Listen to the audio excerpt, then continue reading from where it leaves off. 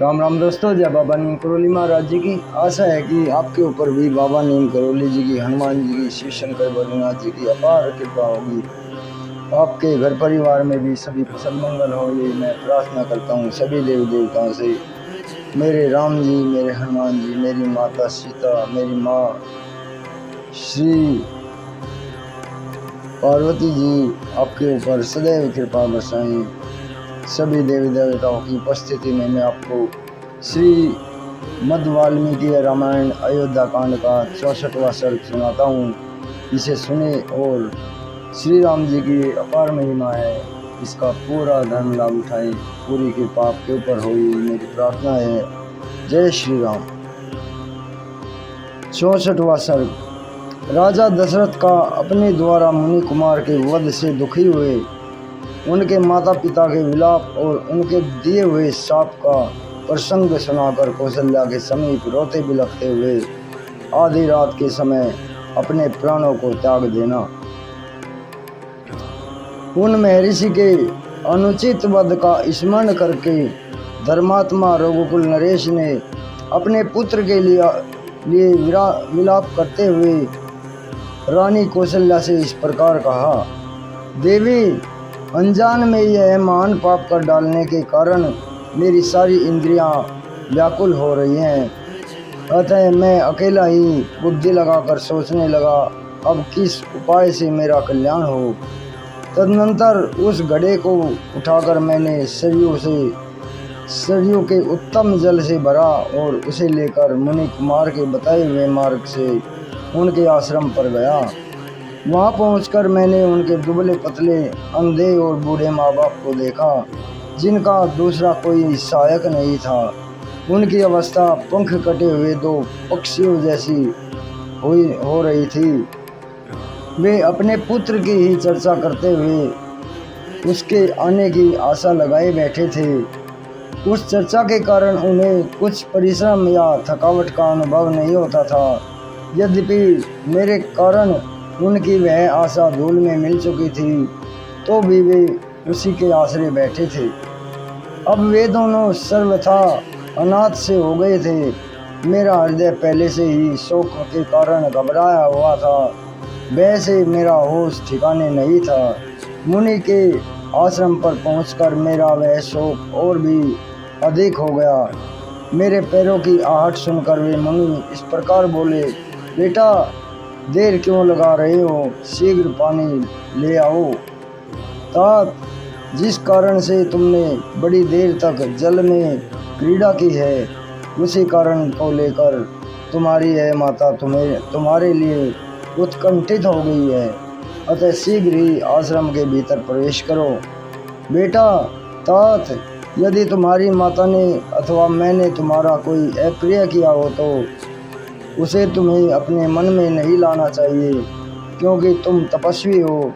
हम असहाय हैं, तुम ही हमारे सहायक हो। हम अंधे हैं, तुम ही हमारे नेत्र हो। हम लोगों के प्राण तुम्ही में अटके हुए हैं। बताओ, तुम बोलते क्यों नहीं हो। मुनि को देखते ही मेरे मन में वैसा समा गया। मेरी जबान लड़खड़ाने लगी, कितने अक्षरों का उच्चारण नहीं हो पाता था। इस प्रकार अस्पष्ट वाणी में मैंने बोलने का प्रयास किया। मानसिक भय को बाहरी चेष्टाओं से दबाकर मैंने कुछ कहने की अक्षमता प्राप्त की और मुनि पर पुत्र की मृत्यु से जो संकट आ पड़ा था, वह उन पर प्रकट करते हुए कहा, महात्मन, मैं आपका पुत्र नहीं, दशरथ नाम का एक क्षत्रिय हूँ। मैंने अपने कर्मवश यह ऐसा दुख पाया है, जिसकी सत्पुरुषों ने सदा निंदा की है। भगवान, मैं धनुष बाण लेकर सरयू के तट पर आया था। मेरे आने का उद्देश्य यह था कि कोई जंगली पशु अथवा हाथी घाट पर पानी पीने के लिए आवे तो मैं उसे मारूं। थोड़ी देर बाद मुझे जल में घड़ा भरने का शब्द सुनाई पड़ा। मैंने समझा कि कोई हाथी आकर पानी पी रहा है, इसलिए उस पर बाण चला दिया। फिर सरयू के तट पर जाकर देखा तो मेरा बाण एक तपस्वी की छाती में लगा था और वह मृत्यु प्राय होकर धरती पर पड़ा था। उस बाण से उन्हें बड़ी पीड़ा हो रही थी। अतः उस समय उन्हीं के कहने से मैंने सहसा वह बाण उनके मर्म स्थान से निकाल दिया। बाण निकलने के साथ ही वे तत्काल स्वर्ग से धार गए हैं। मरते समय उन्होंने आप दोनों पूजनीय अंधे माता पिता के लिए बड़ा शोक और विलाप किया है। इस प्रकार अनजान में मेरे हाथ से हुए आपके पुत्र का वध, जो बहुत ही दर्दनीय घटना है, ऐसी अवस्था में मेरे प्रति जो श्राप या अनुग्रह शेष हो, उसे देने के लिए आप महर्षि कुमार मुझ पर प्रसन्न हो। मैंने अपने मुंह से अपना पाप प्रकट कर दिया है, इसलिए मेरी क्रूरता से भरी हुई वह बात सुनकर वे भी पूज्यपाद महर्षि मुझे कठोर दंड भस्म हो जाने का शाप नहीं दे सके।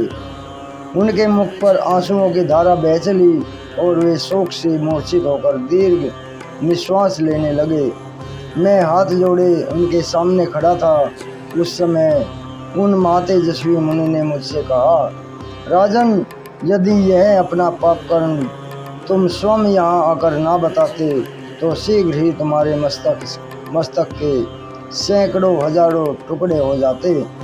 नरेश्वर, यदि अक्षत्रिय जानबूझकर विशेषतः किसी वानप्रस्थी का वध कर डाले तो वह वज्रधारी इंद्र ही क्यों ना हो, वह उसे अपने स्थान से भ्रष्ट कर देता है। तपस्या में लगे हुए वैसे ब्रह्मवादी मुनि पर जानबूझकर शस्त्र का प्रहार करने वाले पुरुष के मस्तक के 7 टुकड़े हो जाते हैं। तुमने अनजान में यह पाप किया है, इसलिए अभी तक जीवित हो। यदि जानबूझकर किया होता तो समस्त रघुवंशियों का कुल ही नष्ट हो जाता। अकेले तुम्हारी तो बात ही क्या है। उन्होंने मुझसे यह भी कहा कि नरेश्वर, तुम हम दोनों को उस स्थान पर ले चलो जहाँ हमारा पुत्र मरा पड़ा है। इस समय हम उसे देखना चाहते हैं। यह हमारे लिए उनका अंतिम दर्शन होगा। तब मैं अकेला ही अत्यंत दुख में पड़े हुए उन दंपति को उस स्थान पर ले गया जहाँ उनका पुत्र काल के अधीन होकर पृथ्वी पर अचेत पड़ा था। उसके सारे अंग खून से लथपथ हो रहे थे, मृग चर्म और वस्त्र बिखरे पड़े थे। मैंने पत्नी सहित मुनि को उनके पुत्र का शरीर का स्पर्श कराया। वे दोनों तपस्वी अपने उस पुत्र का स्पर्श करके उसके अत्यंत निकट जाकर उसके शरीर पर गिर पड़े।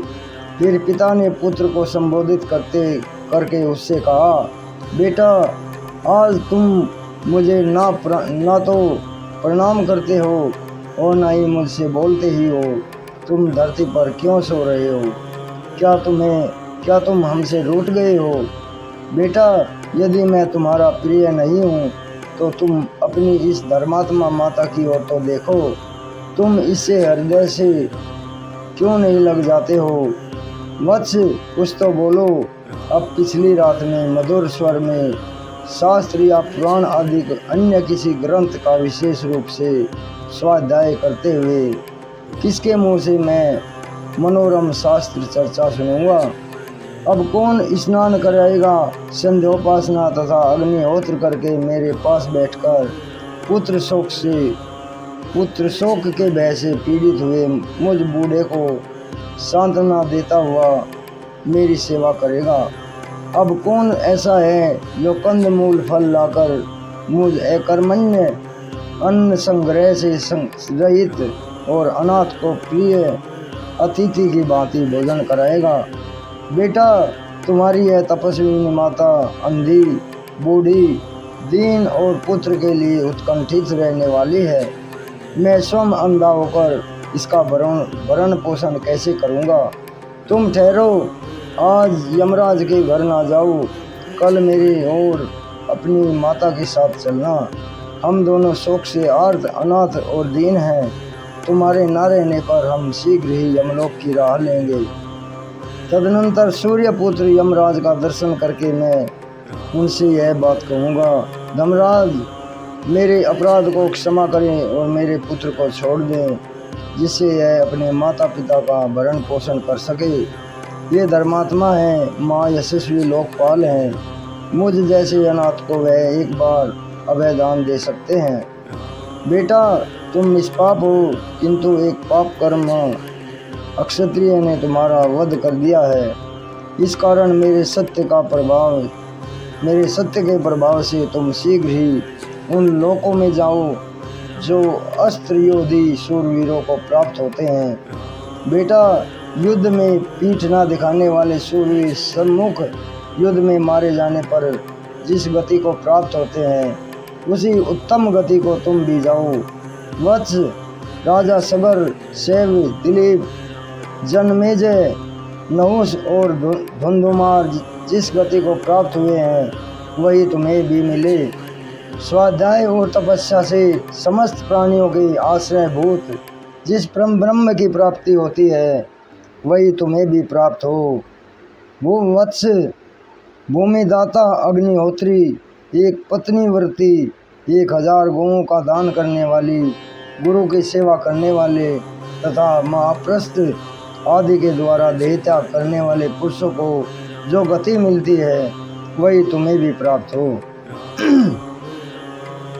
हम जैसे तपस्वियों के इस कुल में पैदा हुआ कोई पुरुष बुरी गति को प्राप्त नहीं हो सकता। बुरी गति तो उसकी होगी जिसने मेरे बांधव रूप तुम्हें अकारण ही मारा है। इस प्रकार वे दीन भाव से बारंबार विलाप करने लगे।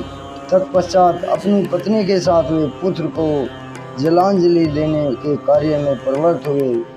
इसी समय वह धर्मज्ञ मुनि कुमार अपने पुण्य कर्मों के प्रभाव से दिव्य रूप धारण करके शीघ्र ही इंद्र के साथ स्वर्ग लोक को जाने लगा। इंद्र सहित उस तपस्वी ने अपने दोनों बूढ़े पिता और माता को एक मुहूर्त तक आश्वासन देते हुए उनसे बातचीत की। फिर वह अपने पिता से बोला, मैं आप दोनों की सेवा से महान स्थान को प्राप्त हुआ हूँ। अब आप लोग शीघ्र ही मेरे पास आ जाइएगा। यह कहकर वह जितेंद्रिय मुनि कुमार उस सुंदर आकार वाले दिव्य विमान से शीघ्र ही देवलोक को चला गया। तदनंतर पत्नी सहित उन महातेजस्वी तपस्वी मुनि ने तुरंत ही पुत्र को जलांजलि देकर हाथ जोड़े और खड़े हुए मुझसे कहा, राजन, तुम आज ही मुझे भी मार डालो।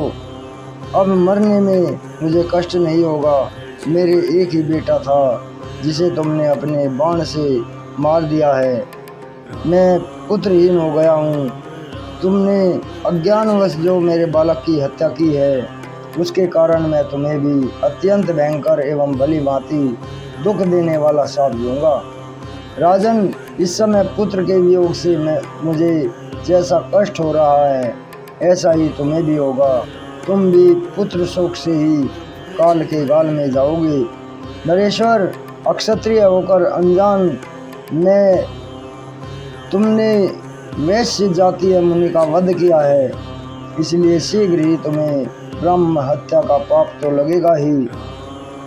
ब्रह्म हत्या का पाप तो नहीं लगेगा, तथापि जल्दी ही तुम्हें भी ऐसी ही भयानक और प्राण लेने वाली अवस्था प्राप्त होगी। ठीक उसी तरह जैसे दक्षिणा देने वाले दाता को उसके अनुरूप फल प्राप्त होता है। इस प्रकार मुझे शाप देकर वे बहुत देर तक करुणाजनक विलाप करते रहे।